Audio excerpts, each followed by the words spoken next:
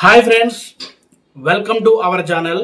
రాజులకే రాజు మన ప్రభాస్ రాజు గారి మూవీ రాజా సాబ్ నుంచి అయితే ఒక టీజర్ అయితే వచ్చింది.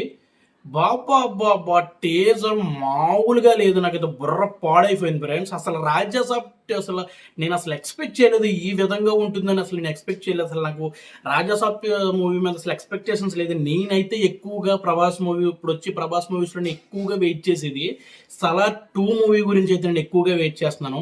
కానీ ఎప్పుడైతే రాజా సాబ్ టీజర్ వచ్చిందో, రాజా సాబ్ టీజర్ చూసానో ఎప్పుడెప్పుడు వస్తుందా అని అయితే పిచ్చెక్కిపోతూ ఉన్నాను. ఎందుకంటే అంత పిచ్చగా నచ్చింది నాకు టీజరు.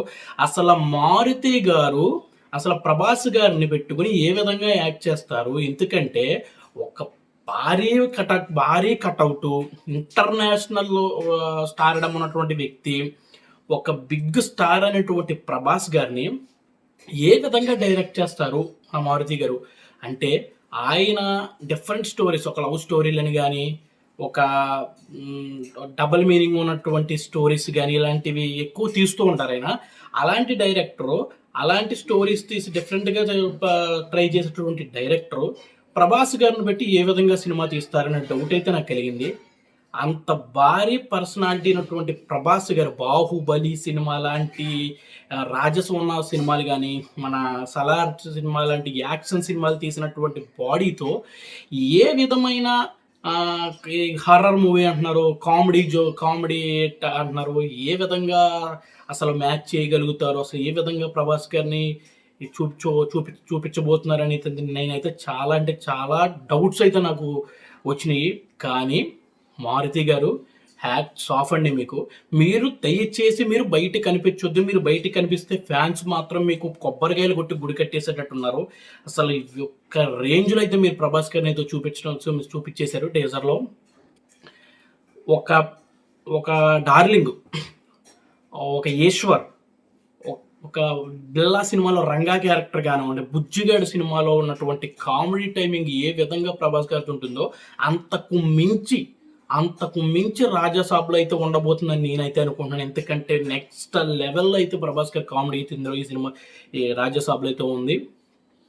మామూలుగా అయితే లేదు. అసలు చిత్తక్కుట వేశారు. అసలు కామెడీ టైమింగ్ కామెడీ కానీ, కరెంటు వైర్లు తాత కొరికేసేయడేమో చూడండిరా ఎవరైనా.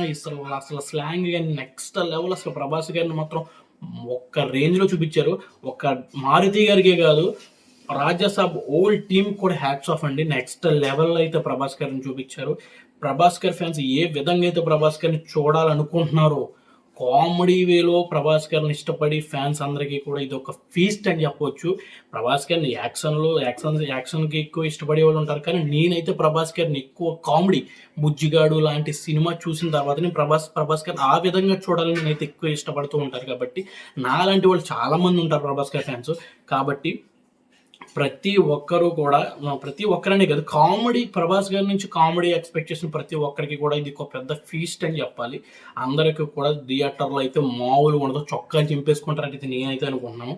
ఇంకా స్టోరీ విషయానికి వస్తే, చనిపోయిన తర్వాత కూడా తన ఆస్తిని తానే అనుభవించాలనుకున్నటువంటి విధమైన స్టోరీ ఇప్పటి వరకు ఎవ్వరు తీయలేదు. కొత్తగా అయితే మారుతిగా ట్రై చేస్తున్నారు. ఖచ్చితంగా ఇది 1000 కోట్ల బొమ్మ అయితే కొడుతుంది. 1000 కోట్లు కొట్టకపోతే రాసి పెట్టుకోండి. నా ఛానల్లో ఇంకా నేను వీడియోస్ చేయను. నెక్స్ట్ లెవెల్ అయితే ఉంటుంది. ఇది రాసి పెట్టుకోండి. సినిమా అయితే 1000 కోట్లు కొడుతుంది. సినిమా స్టోరీ కానీ, హర్రర్ సీన్స్ చూస్తే వామ్మో, టీజర్లో చూస్తే నాకు గుండె తడబుట్టింది సామే. కానీ మొత్తం సినిమా రిలీజ్ అవుతే మాత్రం ఒక్కొక్కడికి పడిపోతుందంటే ఎటువంటి డౌటు లేదు. ఆ రేంజ్లో ఉన్నాయి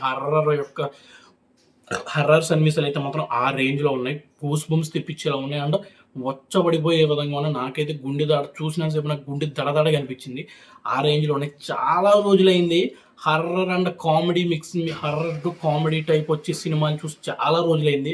ఒక కామెడీ సినిమాని చూసి కడుపుబ్బ నవ్వుకునే సినిమాలు చూసి కూడా చాలా రోజులైంది. ఈ సినిమాతో నాకు ఒక ఫుల్ మీల్ దొరుకుతుందని అనుకుంటున్నాను. కామెడీ పరంగా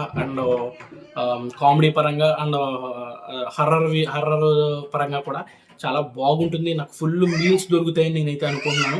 ఇంకా బ్యాక్గ్రౌండ్ విషయానికి వస్తే, తమన్ గారి గురించి చెప్పవసరం లేదు. ఆయన అయితే ప్రాణం పెట్టి చేస్తాడు. ఏ సినిమాకైనా సరే ఆయన ప్రాణం పెట్టి చేస్తాడు. తన బెస్ట్ అయితే ఇస్తాడు ఆయన. అనడంలో ఎటువంటి డౌటు లేదు. ఆయన ప్రతి సినిమా చూసుకుంటే ఏదో ఒక బ్యాక్గ్రౌండ్ మ్యూజిక్ అయితే కనుక బ్యాక్గ్రౌండ్ కానివ్వండి, ఏదైనా ఒక సాంగ్ కానివ్వండి, మనకి అది బ్రెయిన్లో తిరగతా ఉంటుంది. నెక్స్ట్ మూవీ ఆయన మూవీ వచ్చే వరకు కూడా అది బ్రెయిన్లో తిరుగుతానే ఉంటుంది. ఆ రేంజ్లో అయితే తమన్ గారు అయితే బ్యాక్గ్రౌండ్ ఇస్తారు, ఎటువంటి డౌట్ లేదు. సాంగ్స్ కానీ బ్యాక్గ్రౌండ్స్ కానీ అన్నీ కూడా ఈ సినిమాలో బాగుంటాయి అనుకుంటున్నాను. ఓవరాల్గా నాకు టీజర్ అయితే పిచ్చిగా నచ్చింది. మరి టీజర్ మీద మీ ఒపీనియన్ ఏంటో మీరు కామెంట్ సెక్షన్లో కామెంట్ చేసేయండి. ఇది ఫ్రెండ్స్ నా వీడియో కనుక మీకు నచ్చినట్లయితే ప్లీజ్ సబ్స్క్రైబ్ చేసుకోండి, లైక్ చేసుకోండి. ప్రభాస్ గారి ఫ్యాన్స్ ఎవరైనా ఉంటే ఈ వీడియో షేర్ చేయడం మాత్రం మర్చిపోద్దు.